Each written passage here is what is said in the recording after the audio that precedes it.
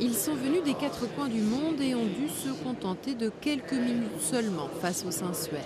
Mais qu'importe pour ces croyants, émus d'avoir pu se recueillir devant le linceul qui aurait enveloppé le corps du Christ. Conservé à Turin, il n'avait pas été exposé au grand public depuis 10 ans.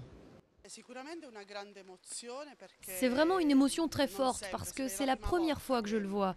On a dû affronter un long voyage, près de 1000 km, mais ça valait vraiment la peine. Découvert au XIVe siècle près de Troyes, en France, ce drap de lin de 4,36 m sur 1,10 m alimente depuis toujours la controverse. Des historiens pensent en effet qu'il ne s'agit pas du linceul du Christ.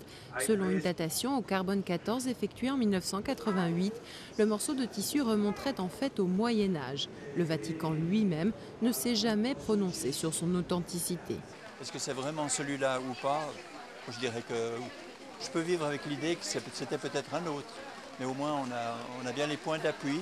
On imagine bien avec la symétrie du voile, enfin du suaire, on imagine bien la tête, les omoplates, les fessiers, les jambes, les genoux et les pieds. En tout, plus de 2 millions de visiteurs sont attendus jusqu'au 23 mai. Réservation obligatoire sur Internet pour ceux qui souhaitent vénérer une des reliques les plus précieuses de la religion catholique.